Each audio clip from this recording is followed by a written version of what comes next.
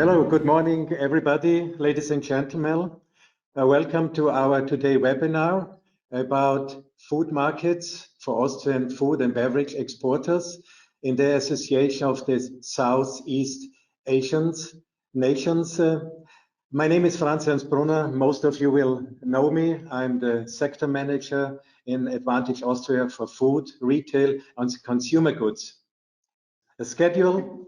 What you will have in this webinar today. Our offices in Bangkok, Mr. Georg Ren, Vietnam, Dietmar Schwank, in the Philippines, Tess Francisco, Singapore, Raiman Musavi, in Indonesia, Sigmund Nemeti, and finally in Malaysia, Reinhard Zimmermann will give you short presentations and about the possibility of Austrian food producers in this area, the biggest chances, also about the regulations in the food business in each country, and also maybe some special topics about halal regulations, or also about regulations about alcoholic drinks in these countries. Then before we start with Bangkok, a quick chart with a graphic. It's very interesting.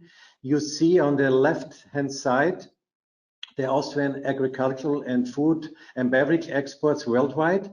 Well, the proportion of Asia is only 1%. Well, Europe is very dominant with 80%, we know from our experience. When you go to the right side, you see the proportions of each of the Asian countries. Singapore has 27%. Well, most of this of the most important sectors are animal feed, pork and milk powder. Then the Philippines have 24%. So there's also animal feed on the top, energy drinks, limos, and juices and concentrates, followed by Indonesia with 15%, Thailand and Malaysia. Well, this is my first introduction. And now, ladies and gentlemen, we go on with the spotlights on Thailand. Georg Ren, you are there. Georg, please start with your presentation. Welcome. A warm welcome also from Bangkok. Thank you very much, Franz, for your kind introduction. Please let me first start by pointing out that our office does not only cover Thailand, but also Laos, Cambodia, and Myanmar. As you have seen in the slide before, we have exports of only 2% of Austrian food and beverage products and agricultural products to these countries. That's why we'll only focus on Thailand for today. However, it really needs to be pointed out that these are also future markets. So if you're looking for new markets, it will be our pleasure to give you insights directly after the webinar, also on Laos, Cambodia, and Myanmar. So if you have questions on these countries, please don't hesitate to get in touch with me. I would like to briefly start and give you an overview and outline about the status quo of Austrian exports to Thailand. As Franz already briefly mentioned, there's a very strong focus on animal feed. After that, there are some energy drinks and fruit juices, but in overall, judging by the size of the Thai market and its more than 55 million population and possible consumers, the share is still quite low. So, I mean, if you look at Singapore with just a few million inhabitants, Bangkok is multiple times the size of Singapore. It should be a really bigger market for Austria, and we should really strive to bring more Austrian food and beverage producers also to Thailand. So keep this overview in mind. There are still chances for Austrian companies here. But on the same side, I want to point out that this webinar today is not about the opportunities for Austrian companies, but we really want to focus on the import regulations today. So just very briefly, I want to give you the three main current trends and developments that we see. So as the urbanization in Thailand is getting stronger and stronger, more people moving into cities, we really see an increasing and ever-increasing demand for processed food, especially also in the healthy sector. So healthy food and beverage is taking off. People are starting to join fitness centers, and also they want to live and eat healthily. So this is also one of the sectors in the food and beverage market that could be focused even stronger by Austrian companies.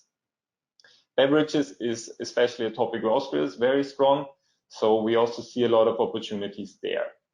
On the right-hand side, we have mentioned 5 products that are already strong in Austria, and therefore we think that these five themes really bear a lot of opportunities for Austrian companies. However, we're not talking about opportunities. If you want to know more about it, please get in touch with me afterwards, and we can also send you our new sector report about the food industry in Thailand that we've just recently published now in January, which has a lot of further information also about the retail market in Thailand, and which should give you a very precise overview. So let's get into the details now for the import regulations. There's a lot of things you need to know before you should actually start importing into Thailand. The one authority that you will be mostly in touch with, or your importer, is the Food and Drug Administration in the Ministry of Public Health. This is like the one-stop shop that we are always getting in touch with, that importers get in touch with, and you need to prepare all the documents for this authority in order to get all the relevant permits.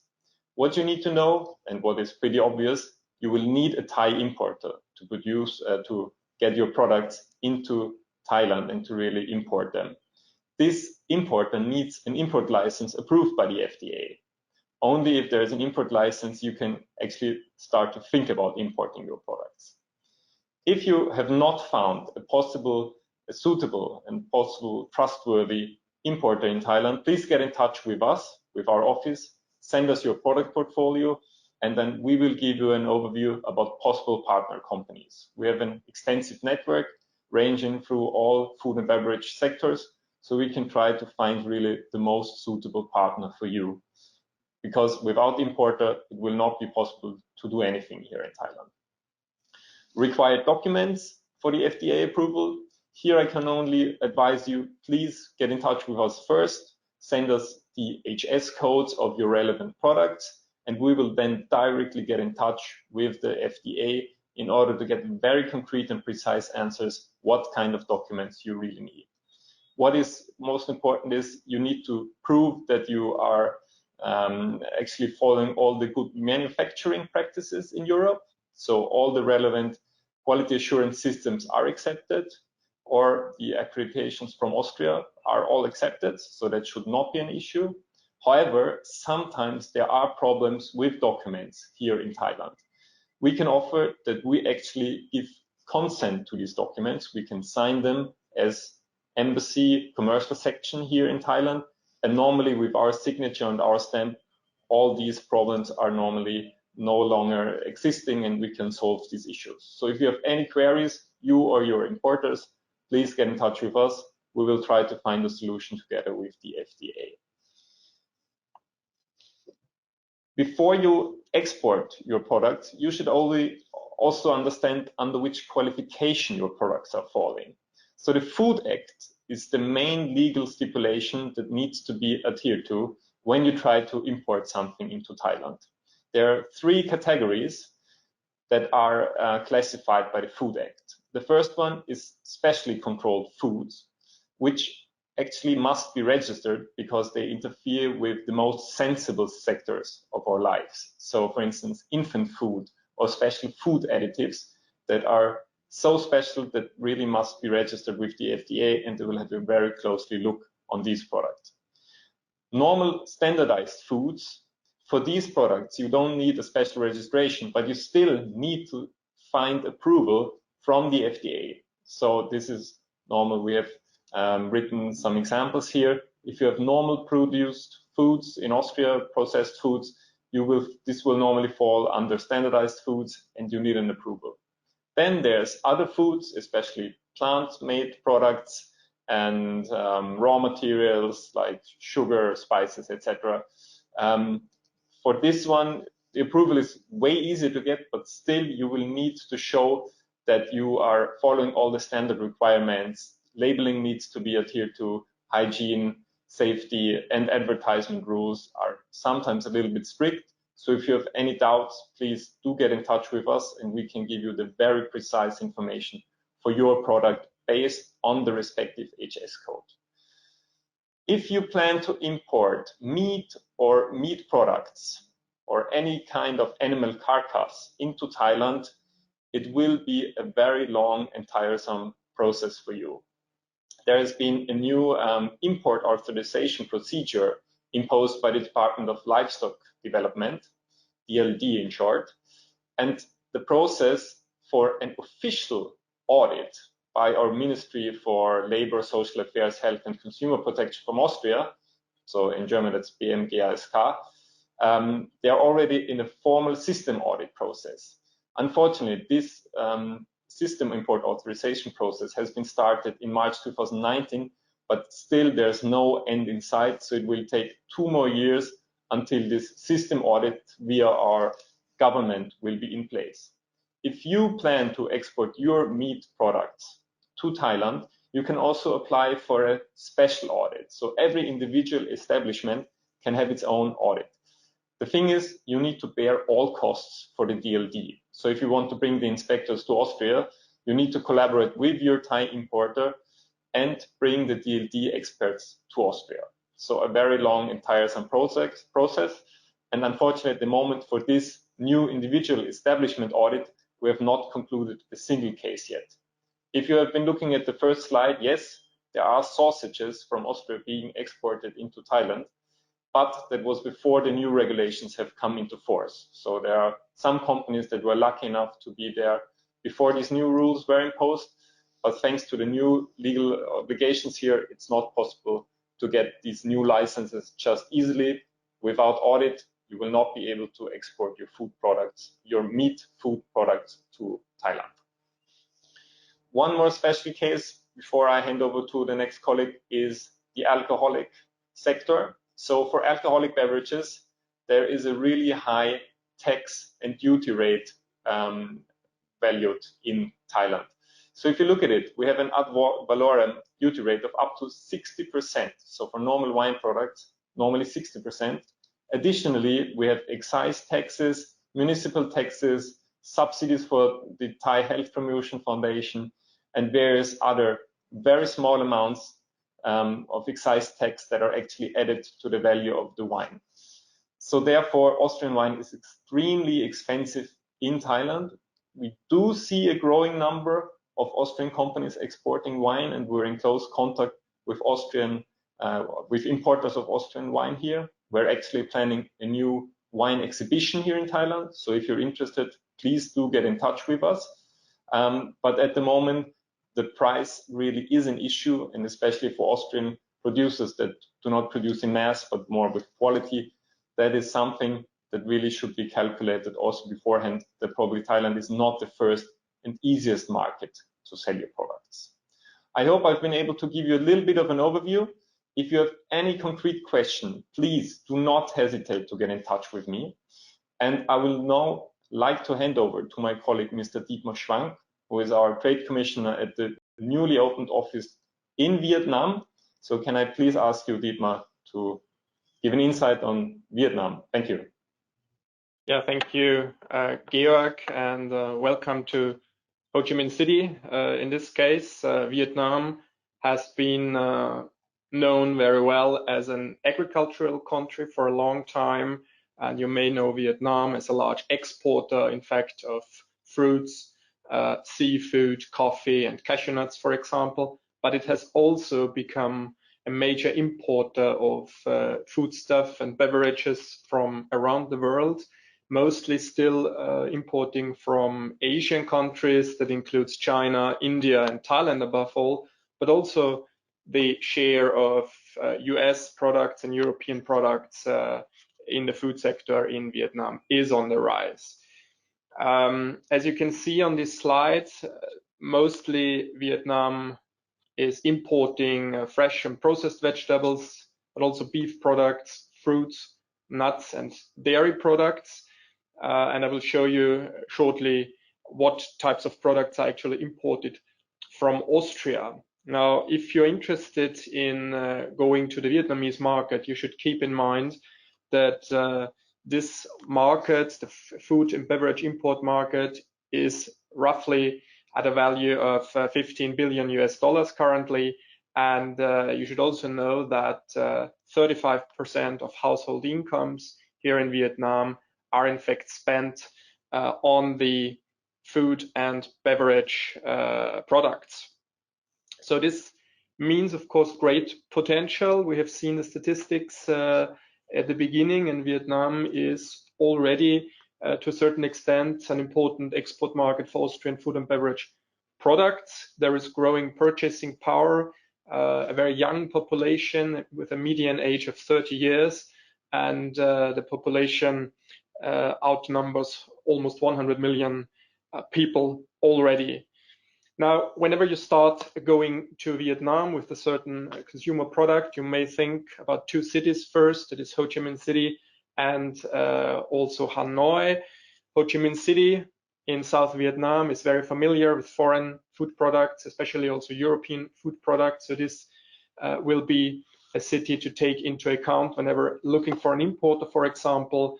However, you should also take into account that Hanoi may provide additional opportunities, especially since the market is still not that much tapped by European food exporters. So it may also be worthwhile with some products to start in Hanoi first and consider Ho Chi Minh City only a second base. There are some trends in the food and beverage sector that are similar to what we heard from Thailand.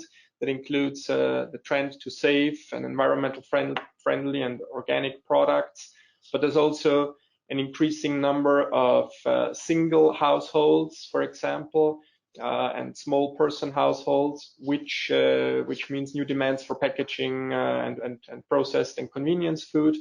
And generally speaking, there is a big awareness for high quality food, and more European food stuff is therefore also being imported into the country.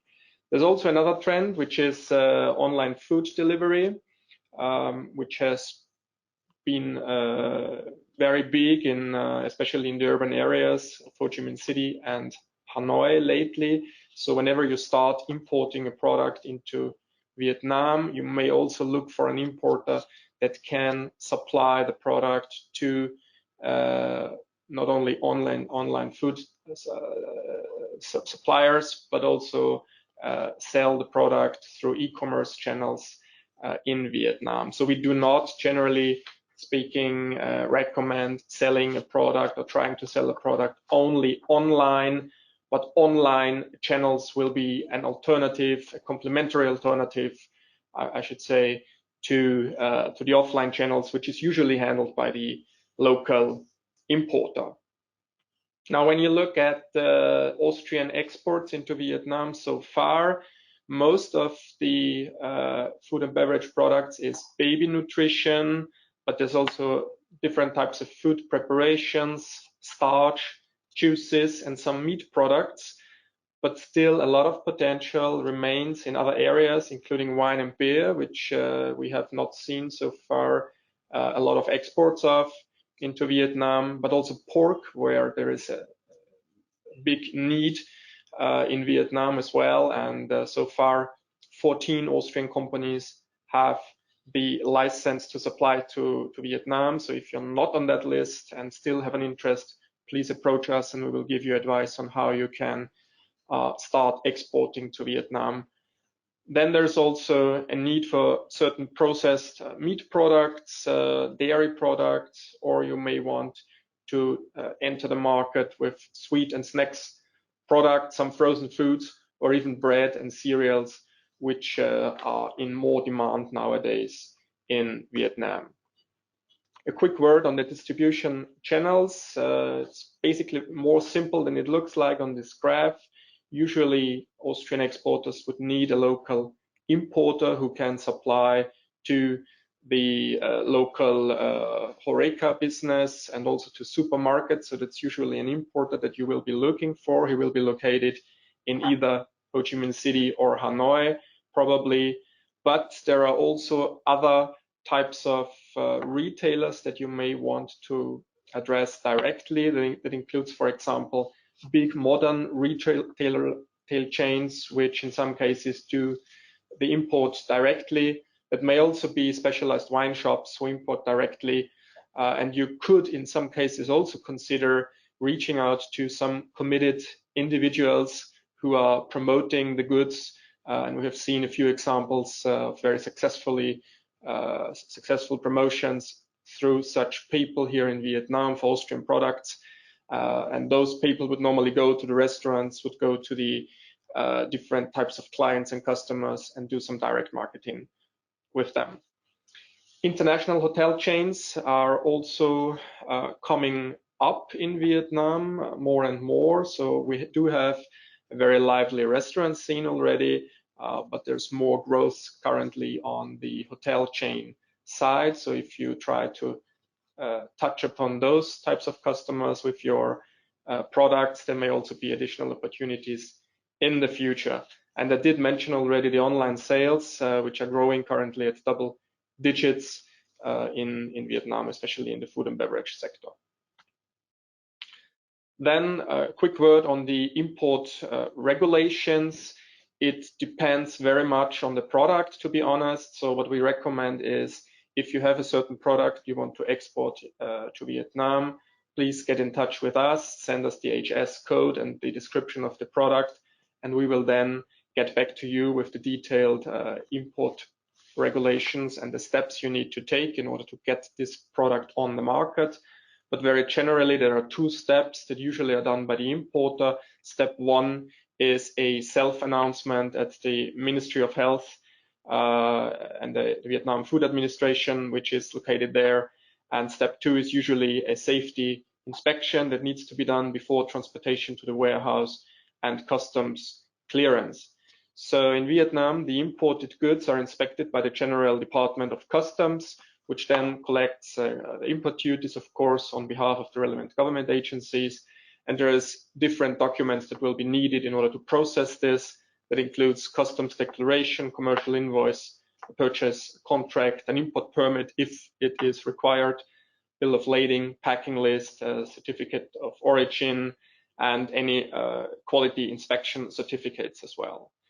There may be also a need for inspection on sanitary and phytosanitary standards for certain products. There is I would say, a jungle of regulations regarding these SPS standards. The competent agency is the Ministry of Agriculture and Rural Development, but there are many supporting agencies and other governmental institutions that you may need to touch upon, because they're also responsible for such matters in Vietnam. So we would be prepared, of course, to answer to any of your questions regarding import procedure depending on the products. Generally speaking, there need to be also labeling in Vietnamese language, so the labels can be attached to the existing product. And then next to that, there are very specific requirements for each product category. Now, my last slide is on taxation issues, because this is obviously also a very important topic. I also have the example of importing wine into Vietnam. And if you consider, for example, 10 euro as a CIF price for a bottle of wine from Austria, there will be an import tax applied, in this case 50%. And then from this total amount, it needs to be calculated the special consumer tax, which in this case is 35%. So it's something like a Luxussteuer here in Vietnam. And then there is a VAT, of course, still 10% usually on food products, which means that all in all, a bottle of wine imported on the CIF price of 10 euro will amount to 22 euro after taxes and before generating any benefit here for the local importer. Then there is one very important and interesting topic as well, which is the EU-Vietnam Free Trade Agreement, which is coming up soon, and it will bring more opportunities and less taxes for European food products that are imported into Vietnam. There are different types of of products, of course, and different types of tariffs, but they all will be eliminated to zero depending on certain product categories. So I list here a couple of categories. For example, for frozen pork, it is 15%, and the category under the EVFTA scheme is B7, which basically means that all customs duties will be eliminated within 7 years in yearly steps. So from 15% to zero in 7 years, which is very good news, I believe, for any pork exporter, but also for any other exporter of food products, because as you can see here, and there's still more categories, of course, there is a complete elimination of tariffs throughout the next years, which you as Austrian exporters will benefit from. There are also a few geographical indications to be aware of. Those are indications for certain regional origins in Austria as well that are being protected under the Vietnamese law in the future, and this concerns especially the steirisches Kürbiskernöl, Tiroler Speck, Inländerrum, and Jagertee in whatever way you may write it. So you will have additional IPR protection for these names if you are in these products. So thank you very much for bearing with me. And now I would like to invite my colleague from the Philippines, Ms. Tess Francesco, to take over and tell you about opportunities on the Philippine market. Thank you. Hi, good morning, Austria. Thank you very much for that introduction, Mr. Swang. I'm Tess Francisco from the AUSSENWIRTSCHAFTCenter Manila. I'm going to give you a short presentation of the Philippine market. To start with, let's do a short, quick SWOT analysis of the market. What are the strengths of this market? It is a big consumer market with approximately 110 million population. That is a young population who are the big spenders. Our median age is at 24 years old. There is a strong preference and taste for imported products. And there is a growing retail, food service, and food manufacturing sector, which is viewed at a positive 8.8% growth per year.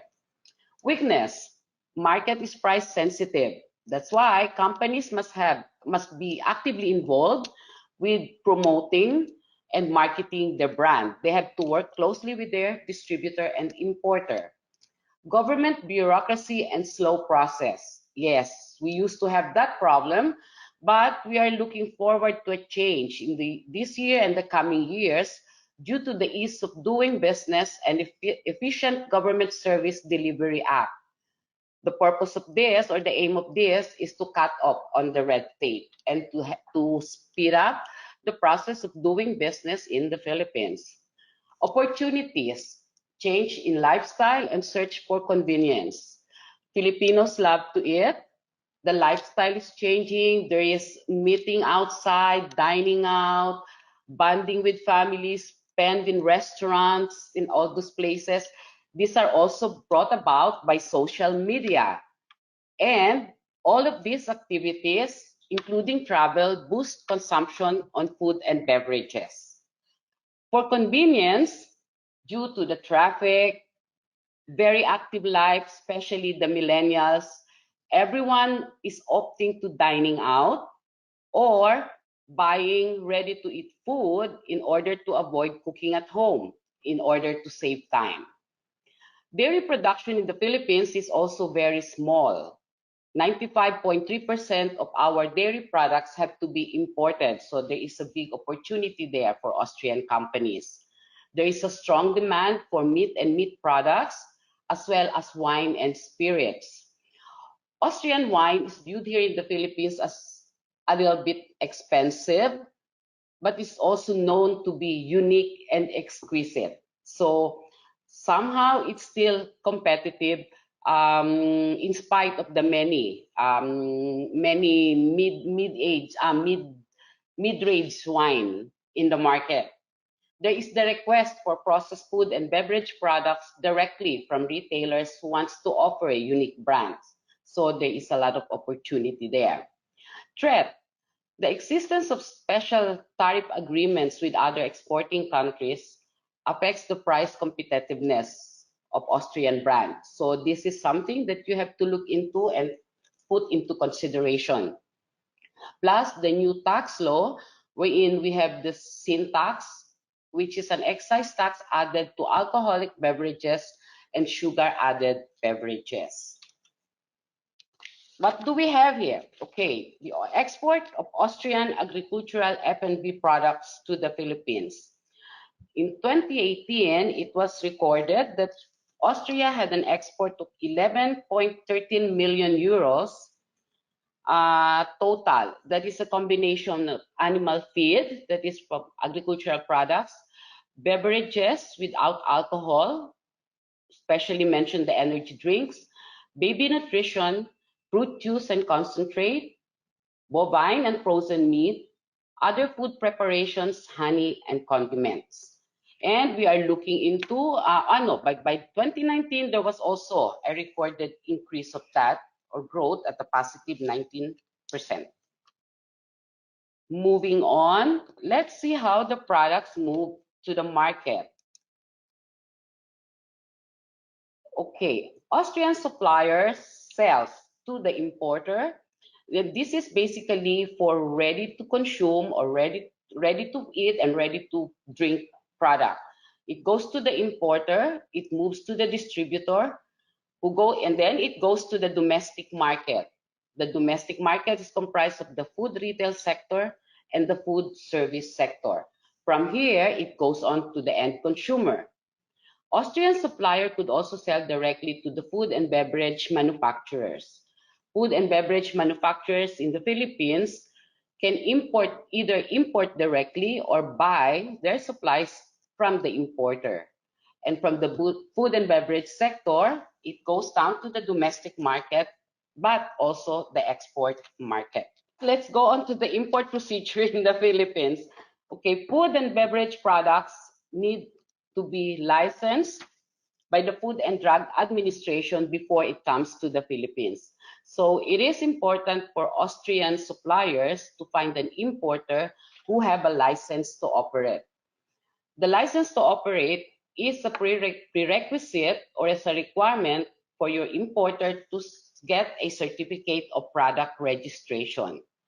The certificate of product registration is a requirement for all products before it even reaches the market and for it to be allowed to be distributed and sold in the local market.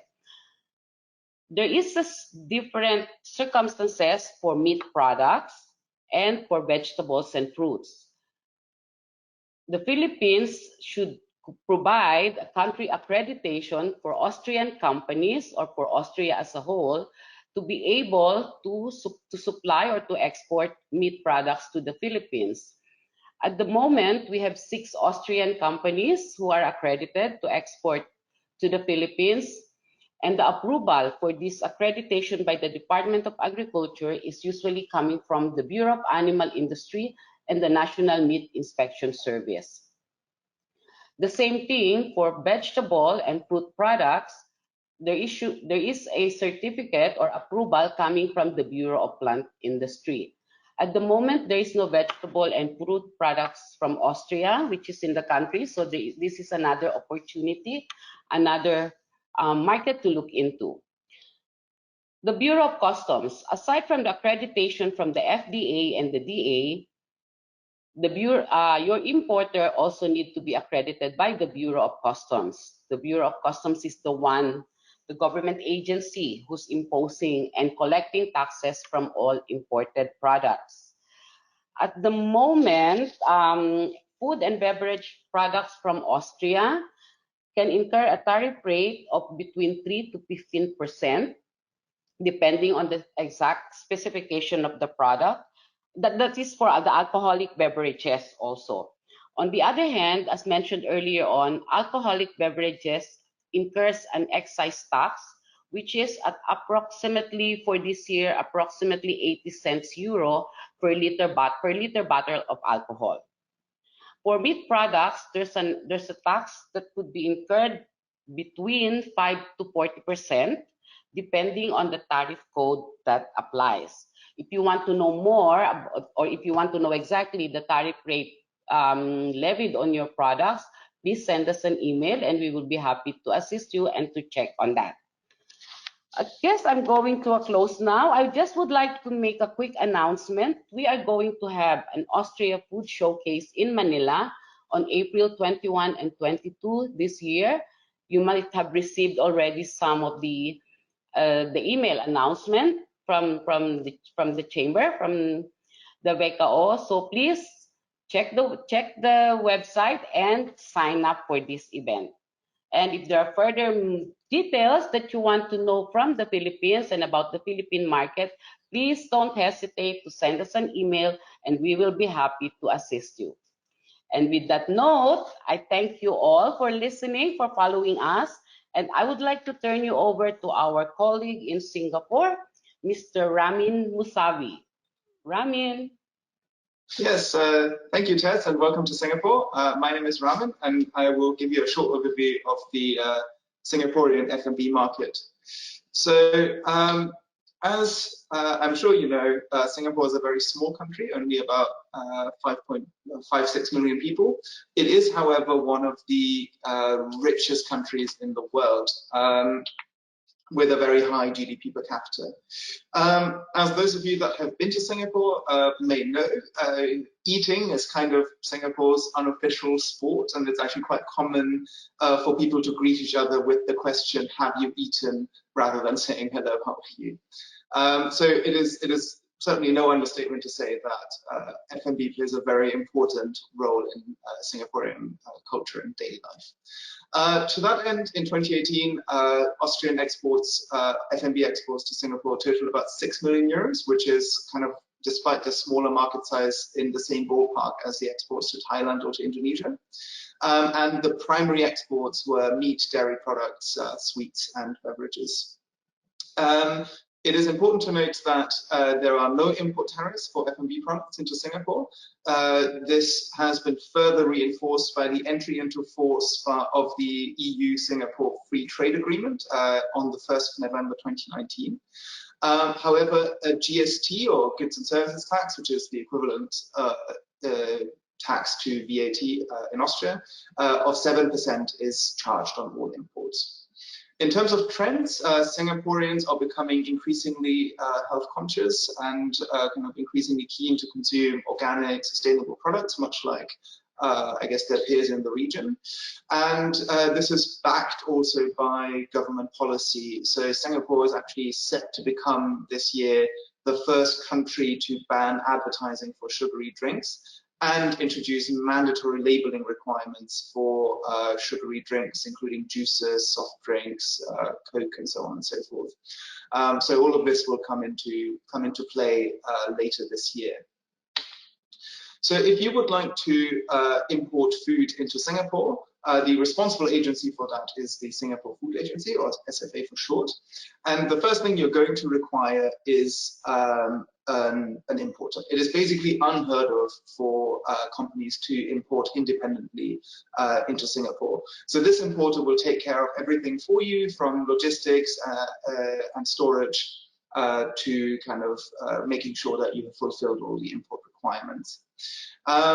The Singaporean market is incredibly competitive, so it is also important that you kind of run a focused and strong marketing campaign.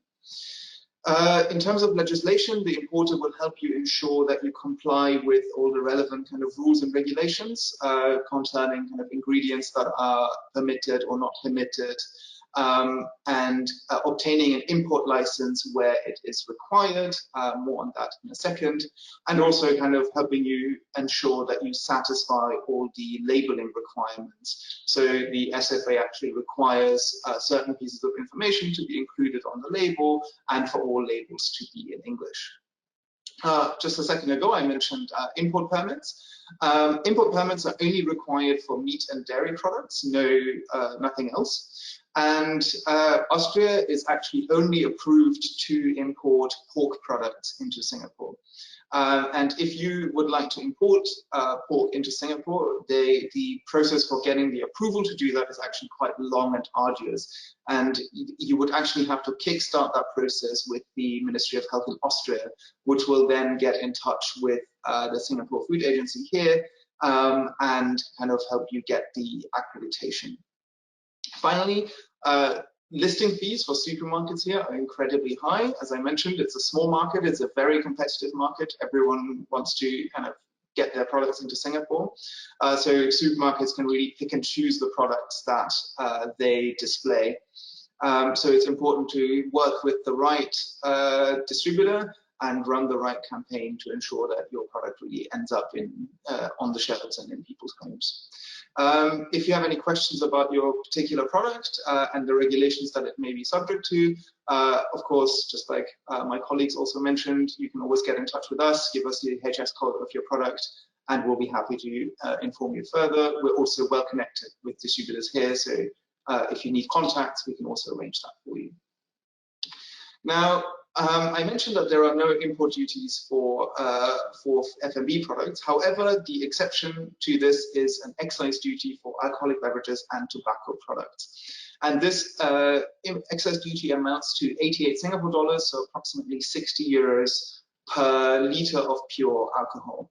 So let's just do a simple kind of maths example. If you'd like to import 175 centilitre bottle of schnapps with an alcohol amount of 40%, this would amount to about 18 euros or 26 Singapore dollars in taxes. Finally, Singaporeans are also very keen on wine, especially white wine, due to the kind of hot climate year-round. Currently, there are about 30 Austrian wines on the market in Singapore. However, it is, much like everything else, highly competitive. And it is very difficult for a new producer to enter the market here. So in our experience, if you would like to import wine to Singapore, that would require a very high investment, a lot of time, effort, and you can only expect to see a payoff after maybe 2 or 3 years, in our experience. Finally, I'd like to draw your attention to the Food and Hotel Asia, which is the main trade show for the food and hospitality industry. This was meant to take place this March. However, due to the ongoing coronavirus situation, it has been moved and rescheduled to March 2021. If you'd like to get involved with this and exhibit as part of the Austrian Pavilion, feel free to get in touch with myself or my colleague Franz in Vienna, who you saw at the beginning. We'll be happy to help arrange that for you. And finally, if you have any further questions about importing food and beverage products to Singapore, don't hesitate to get in touch with us. We'll be more than happy to help you. And yeah, that's it from Singapore. With this, I will hand over to my colleague Sigmund Nemeti in Jakarta, who will give you an overview of the F&B market in Indonesia. Thank you. Thank you very much, Rahmen. My name is Sigmund Nemeti. I would like to talk about the F&B market in Indonesia. Quick outline. Indonesia is the largest country in the region with 265 million people, inhabitants. There's an increased spending on food by the growing middle class. Healthy food is playing more and more a role in the consumer's mind. There's a potential for high quality products in Indonesia, and especially here in Jakarta and Bali. What sort of products are sought after? Packaged food, fruits, vegetables, gourmet foods, canned foods. Foods which can be supplied by Austria and so far only to a very little extent have been supplied. Indonesia imports in total about $15.2 billion worth of food from abroad. 26% come from China, 23% ASEAN, about 9% from Japan, 7.3% from the EU, and 6.8% from NAFTA. The others, 27.4%. What is being imported? Mainly cereals, sugar confectionery, oil seeds, edible fruits, and dairy products and eggs. I would now like to go on and talk about what Austria exports to Indonesia. In total, 2018, Austria exported food and beverage products worth 7.9 million euros, mainly animal feed, as you see here, but also beverages without alcohol. These are mainly energy drinks worth 1.7 million euros, fruit juices, concentrates, but also sugar syrups and condiments. Condiments meaning spices. As our colleagues have said before, also I would like to concentrate on how do you get your food and beverage products into Indonesia. Well, first of all, you need an importer.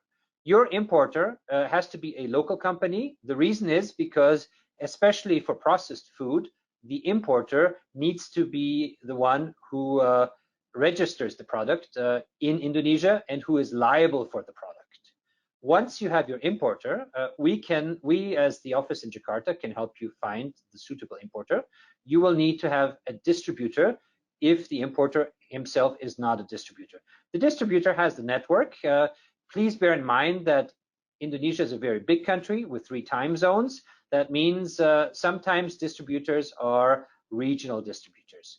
Those distributors need to have an extensive retail network. The retail network in Indonesia is such that it has 3 tiers. The modern markets, such as hypermarkets, supermarkets, mini markets, and convenience stores exist. Fruit shops not only sell fruits, but also high quality foodstuffs. Then there's the traditional markets, traditional grocery shops, but so-called warungs. Warungs are shops on wheels in Indonesia. And the e-commerce area is growing rapidly. All mainstream modern markets also have an e-commerce part, but also there are strictly e-commerce companies which also offer foodstuffs. What are the procedures for importing foodstuffs to Indonesia? Well, first of all, you have to distinguish between, is it food of animal origin or is it fresh food of plant origin? Let's start with animal origin. Animal origin means that the country, in this case Austria, needs to have a country approval. This has happened, and a so-called health protocol between Austria and Indonesia has been negotiated and should soon be signed. We are very optimistic that it should be signed within the next months. Having said that, the company which wants to export foods of animal origin needs to have an establishment approval, basically an approval of the company itself. This has a desk review part where we as the office in Jakarta can help you with submitting the documents, and an on-site inspection of your company in Austria. Once the establishment approval of your company has happened, you can start looking for, or you can start talking with your importer about the import permit process. The import permit process requires a certificate of analysis of your product, which is issued by the Austrian Federal Ministry of Health, Consumer Protection.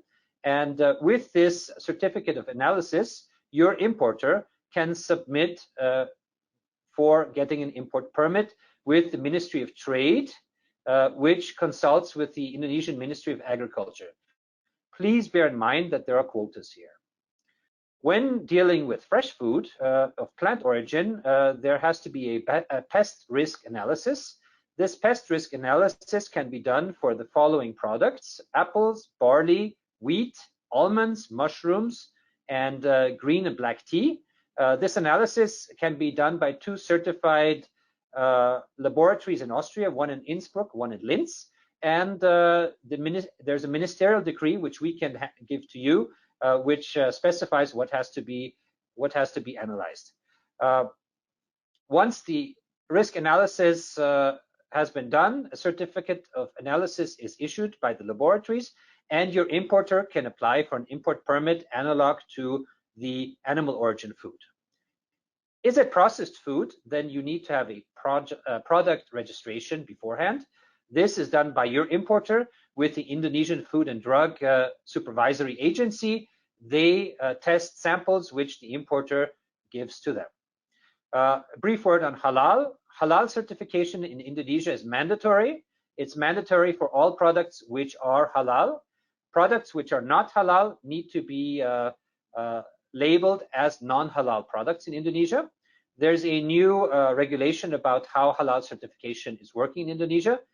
Since it's not completely in place yet, the old certification process is still working, which means that halal certification bodies, which are MUI certified, can issue halal certificates for Indonesia, please consult us about who that would be. A brief word to wine and dairy products. At the moment, the issuing of import permits for alcohol and dairy products in Indonesia from the EU is very problematic, and it takes a very long time. Please consult us about what the current status is before attempting this. With this, we are very happy to help you in exporting your food and beverages to Indonesia. And I would now like to hand over to our colleague in Malaysia, Mr. Reinhard Zimmermann, who will tell you about importing food and beverages to Malaysia. Reinhard?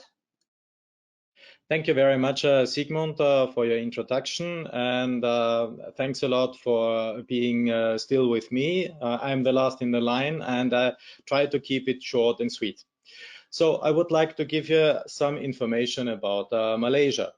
Well, some words about the food and beverage market in Malaysia. So as you see on these slides, the countries of origin more or less in the region. First, Indonesia, China, and also other countries in ASEAN. But then also already follows India, the European Union, North America. So you see there is much more an interest to source from countries nearby, which is also logical for food and beverage. When you see then the other graph related to the imports of food and beverage products to Malaysia, you see it's quite well distributed with a lot of products in the field of semi-finished goods. These products here are categorized according to the 2-digit HS codes. So what you also can see here that a lot of goods are sourced in order to be used for the home production in order to have then elaborated goods and finished goods. At the consequence, the food preparations only make out 7% and even smaller portions for meat and dairy products. When I see then at the other side the exports of Austria to Malaysia in the field of food and beverages, it looks quite different. First of all, our exports are still quite small with 4.3 million euros in 2018. At least for 2019, it looks quite good with around 27 or 14% of exports increase for food as well as beverage. Well, the most important products we are exporting from Austria to Malaysia, you see the specific products in brackets, non-alcoholic beverages, first of all energy drinks, but then also food preparations with 18%. These two together are nearly half of our exports. Then comes cheese with 16%, roasted cereal grains with 13%, animal food, but also jams, fruit juices, pepper, and honey. Our exports of wine are still quite small. In 2018, it was only 17,000 euros. It looks much better for 2019 already.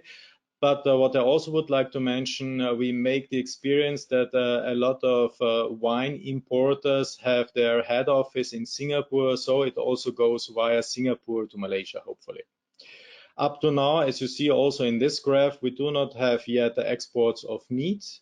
There are quite stiff halal certification necessities, and also it's not too easy to import pork. Nevertheless, it's possible and it's worthwhile. Well, let's come to the taxation, the import duties, as well as the sales and service tax. This SST can be compared with the Austrian VAT, but it's not really the same. What you can see here is that there are bigger differences between different products. For instance, for meat of pork and chicken, we have a quite high import duty, and for beef and sheep and goat meat, for instance, it's much lower. What may be also interesting for you is the taxation of food preparations. It varies a lot.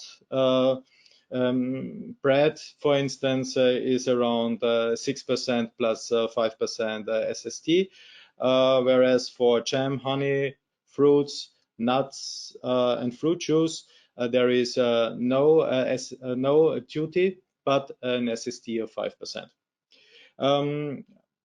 Related to alcoholic beverages, it's regulated differently. You have to pay an import duty according to the quantity, plus an SST of 10%. And additionally to that comes an excise duty depending on the percentage of alcohol.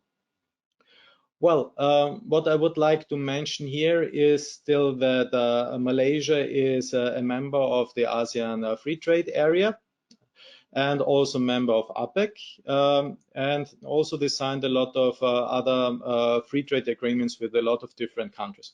Unfortunately, not yet with the European Union, and as it looks like, it will take a little bit longer in order to have also this agreement. Malaysia is a little bit here on the break. But that's why I also think you should think about, if you have production facilities in other countries than the European Union, it may be worthwhile to think about to use this way. Let's come to the next slide, the steps of importing food products to Malaysia. The legal regulations are not only valid for imported goods, but also for manufactured goods in Malaysia. There are stricter rules for meat and meat products, as well as for alcoholic beverages, for sure.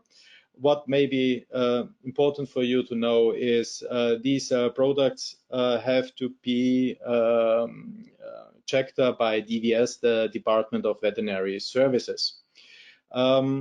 There they are in charge for setting up as well as the compliance with the guidelines and the legal regulations.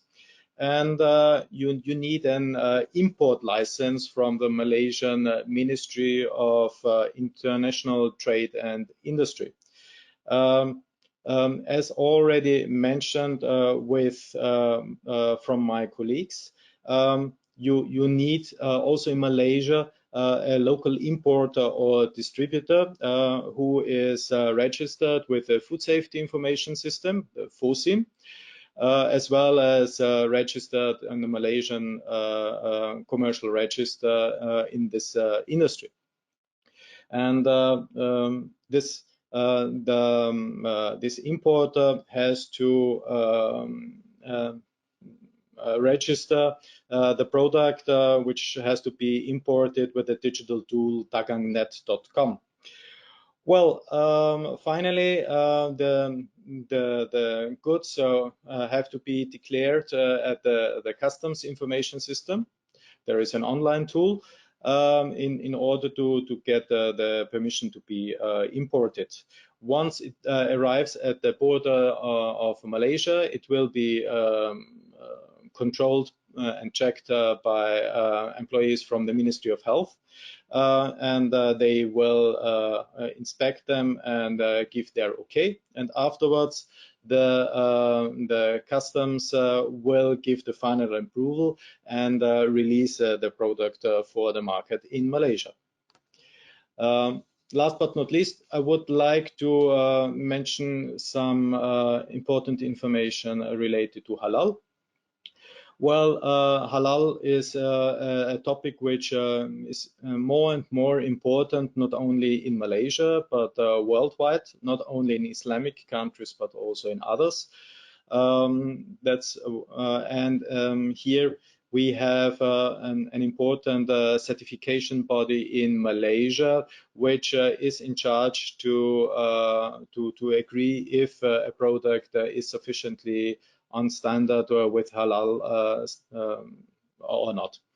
There is only one certification body recognized by this Malaysian halal institution, that's JAKIM. In Austria, the name is IIDZ, the Islamic Information Documentation Center, located in Traun, Mr. Günther Rusnak. If you have then a product which you would like to have halal, it has to be first, your production has to be certified in Austria first. There are people from JAKIM who will come to Austria in order to check if your production facility fulfills the standards. And later on you will get the certification. If you do not want to export halal products, meat and pork to Malaysia, it's also possible. Up to now, we do not have a certified supplier from Austria, but it is possible. Here, JAKIM is not in charge. It would be DVS. And they first have to check the risk related to the country of Austria, and afterwards also the establishment in Austria has to be checked, especially the slaughterhouses, if they fulfill the hygiene and sanitary standards. And finally, then the chosen Malaysian importer has to apply for the import permit. To import pork and non-halal meat.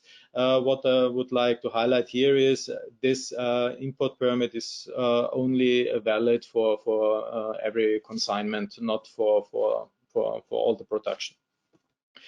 Yeah, I think I finalized what I wanted to mention. I hope it was not too long. I would like to hand over now to my colleague Franz Ernst Brunner in Vienna for the question and answer session. Please, Franz, where are you? Thank you, Reinhard. Thank you all of you for your useful and very good information about your local markets. Well, we run out a little bit out of time. So when you have any questions, please write your question in the question box on the right-hand side. I think we will not manage all the questions, but we took out of the pool of your questions 3 ones. So the first question I posed to Dietmar Schwank in our office in Ho Chi Minh City. Dietmar, the new free trade agreement between the European Union and Vietnam seems to bring a lot of opportunities for our company. Can you please outline the next steps again? We will be able to export all products without any import duty already in these 3 years. Please, Dietmar, your quick reply. Thank you.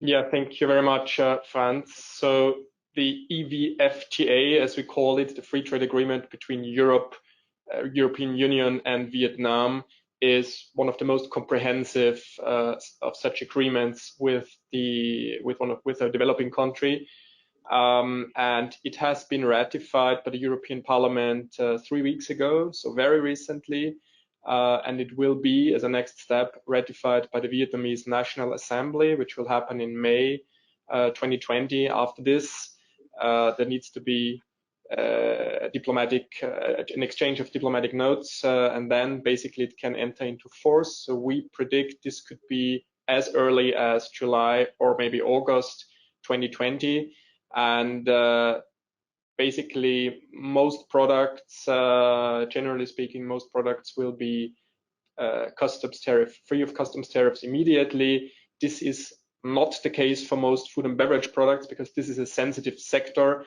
and there are certain time periods which needs to be taken into account. And after this period, there will be no import tariff anymore for these products. For food and beverage, it depends very much on the product. It can be 3 years, can be 5 years, or 7 or even 9 years, depending on the product. So for example, for fruit preparations and juices, it would be 5 to 7 years usually. For milk products would be usually 3 years, just to give an example. But if you give us your HS code again, we are happy, of course, to reach out to you and tell you exactly what it means for your product. Okay, thank you, Dietmar. The next question would be for Georg Krenn in Bangkok. You have talked about a lot of how to import wine to Thailand, and we are a small wine producing company in Austria, focusing on biodynamic wines. Do you actually see a demand for our products in your country? Please, Georg, for your quick reply. Thank you. Thank you. Okay, so biodynamic wines. Well, we've already had some queries and we've already looked into this issue, and I think that this is one of the niche products where Austrian products can really find a market here and find new customers. But in this context, I've discussed this with one of the guys working for one of the biggest retailers, and he told me you just need to have the right story to enter the Thai market with your product. So for instance, at one of the biggest supermarket chains, we have Wildalpen water, and this is a very good product because it tells a story in combination with the Alps. So also, if your wine has got a good story, biodynamic, coming from Austria, from the countryside, a very pure product, then that's definitely something that can be used for marketing. So come to us, we can bring you together with importers and with the retailers to discuss if there is a market for your product. Thank you. Thank you, Georg Krenn, for your reply. Well, and finally, we have once again a question for Jakarta and Kuala Lumpur, for Raimund Zimmermann and Sigmund Nemeti. The question is, the halal certification of our product is an important topic.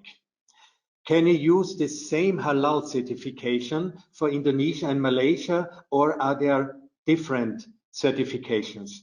Which of the two countries would you try to enter first with the Austrian halal products? Maybe Kuala Lumpur makes the first reply. Thank you. Okay, thank you very much, Franz. Yes, I'm happy to answer to this question related to halal. Well, first of all, Malaysia by itself positions itself as the hub for halal products in the whole world, for sure in the Islamic world, but also for all the Islamic communities in other countries. So they have quite strict regulations, and they try to enhance companies either to produce in Malaysia or to certify with this level that they cannot only use Malaysia for exporting halal products, but also for other countries. So there are a lot of Islamic countries accepting the Malaysian halal standards, but not all of them. And as far as I'm informed, for instance, for Indonesia, they have an own standard for that. So I would suggest that in order to cover a lot of Islamic countries already to make the standardization and certification for Malaysia, and we can go through and check which other formalities will be needed. Well, thank you, Reinhard, and then maybe Jakarta can give us some special remarks. Yes, thank you, Reinhard. Thank you, Franz. Yes, Reinhard, you have already mentioned it. Indonesia doesn't accept other halal certifications. It has its own standards of halal certification. And as I have said in my previous presentation, at the moment, Indonesia is in a transition phase where the new legislation is not yet implemented. So the old procedure is still in place, which means halal certification bodies, and some exist in Europe, which have the MUI approval and certification, can issue halal certificates for Indonesia. Indonesia is the world's largest Islamic country with 265 million inhabitants, and looking at Indonesia is definitely worthwhile. Okay, thank you, Jakarta. Well, I think we stop now with our question and answer session because we run a little bit out of time. Please, when you have more precise questions about the markets, get in touch with our Austrian trade commissions in Asian countries directly. I prepared finally another slide about the highlights of the events in Asia. You know, we are affected heavily by coronavirus. So first of all, Food and Hotel Asia and Provine Asia has been postponed. So Food and Hotel Asia, please, will take part next year at the beginning of March. But Provine Asia has been postponed to July this year. It will be from the 13th to the 16th of July. Well, and you see, some days before this Beim Expo, it also had been postponed from May to July, and it will be, so that's not wrong, the date, it will be from the 8th to the 10th of July. And we really don't know what happens to Provine Düsseldorf. You know, in the last days it was also been postponed. So we have not actual date for this big event for the Austrian wine industry. So we have still to wait. Well, Fine Food Australia will be in September. It's a really success story. It's now for the 12th time. Some of them attended, you attended the webinar last week. So you have the chance to participate. You can apply till the 1st of April. It's for Australia and New Zealand. Then hopefully Food and Hotel China, Provine China in November will take place. There are 2 Austrian pavilions and we will promote it in summer of this year. Besides these local shows, we have special events. In a special event in Austria is the Marketplace Austria. It's organized by my a nice colleague, Erin Braunsteiner. It will take place on the 14th of October. You will meet there, well, 190 to 200 importers, distributors from around the world, but also from the countries of the Association of Southeast Asia. And around 110 Austrian companies will meet this audience there in special table presentations on the 14th of October. Well, and the next opportunity to meet also your clients will be the CL Paris. It's some days later. It's the World Expo for Food this year. You know, last year it was Anuga. We have there's 4 Austrian pavilions. We have still space there. So please, if you decide to come, it will be on the 18th, from the 18th to the 22nd of October this year. Well, I think we come nearly to the end of our webinar. Please, let's get in touch with us in Vienna, in the Vienna headquarters. Erin Braunsteiner, my colleague, and me, we're responsible for food, retail, and consumer goods. Best greetings from Erin. She couldn't attend today this webinar, but the best greetings. And then you see here Thailand. The addresses: Vietnam, Philippines, Singapore, Indonesia, and Malaysia. Well, all of my colleagues will be happy to assist you with further questions to the export communities, export possibilities in your markets. And finally, we will also meet us by social media tools, Twitter, Facebook, YouTube, and so on. Well, I think we had a little bit run out of time, but it was a very useful webinar with a lot of good information for you from all of our offices. Thank you for my colleagues in this area.